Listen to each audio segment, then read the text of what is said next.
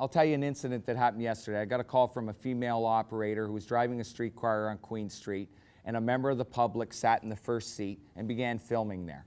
She very politely asked the individual why he was filming her. His response was, "'Cause I can." That is harassment as far as I'm concerned.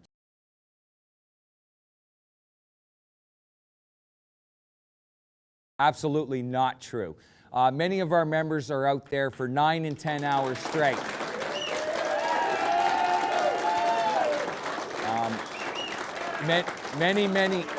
Many of our members are out there for 9, 10 hours straight sometime without 1 minute of scheduled break time. In fact, the schedules are the same schedules that we've been operating under for the last 15 to 20 years. I've been on the job since 1988, and the schedules are still reflective of what they were in the late 80s and early 90s. And it's quite evident out there that traffic congestion and a number of other factors, including increased ridership, would suggest that some of those things need to be looked at.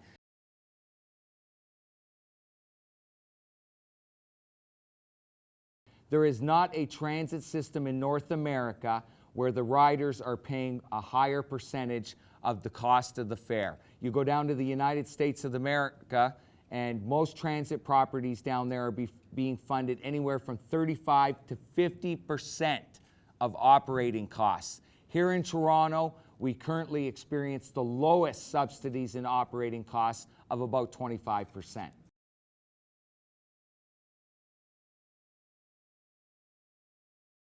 We want to diffuse the situation, and so do our members. We have heard that loud and clear from our membership, that they want this situation defused. So, no, the short answer is no. What we will not do, and I want to make this very clear, what we will not do and what we will not tolerate is 13 and 14-year-olds throwing camera phones and taking pictures of our operators for simply doing their jobs. That is exactly what's happening out there. Too many to mention. Too many to mention. Too many to mention.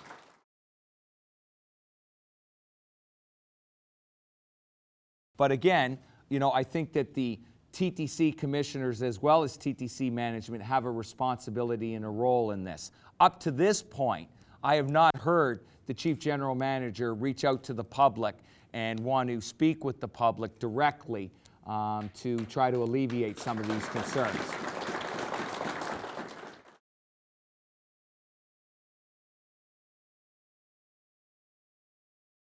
I can tell you as an operator, and I was out there many, many years, that not on one occasion did I use a facility of a restaurant or a donut shop and not buy a coffee, whether I wanted one or not.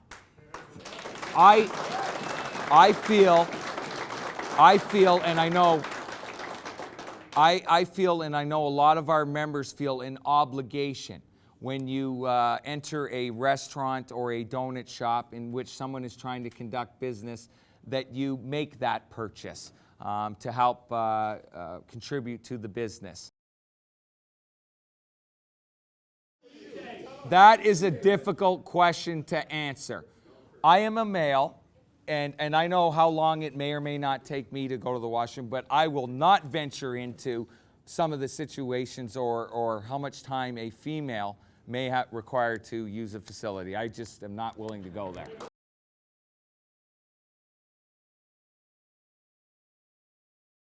I have a legal obligation to represent our members. All of our executive board has that obligation. You know, I'm often confused why there is this resentment towards unions for defending their members and ensuring due process. I mean, we have it in our criminal courts. We have it at every level of courts where there is representation for both sides.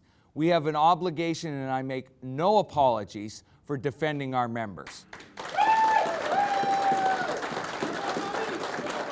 And, you know, in saying that, as I communicated in my statement, we're not all perfect. Some of our members make mistakes. Some of our members even do things that they should not do.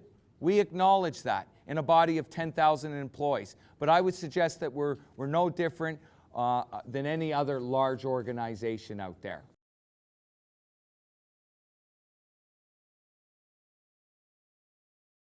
I did some radio interviews last week in which there were call-ins.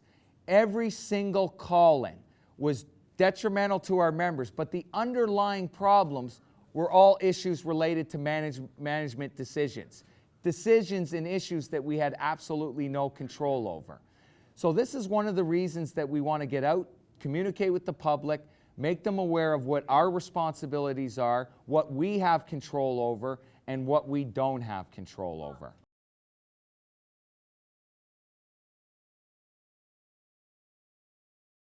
I was very, very, very clear in the fact that it is a very, very small minority of the public that we're dealing with. You, on the other hand, continue to perpetuate this problem by making inflammatory statements like that.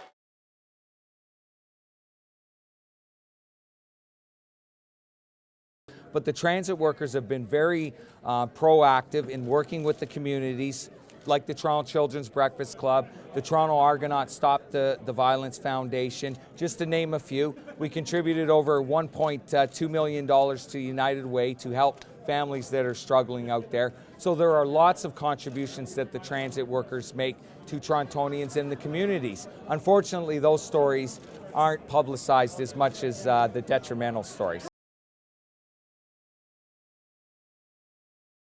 Well, listen, we will defend, I've been very clear about this always, since I've been the president of this local. We will do whatever is necessary to defend the rights of our members. In saying that, I think that there's been enough bravado out there. I think that we need to work very diligently to diffuse the situation.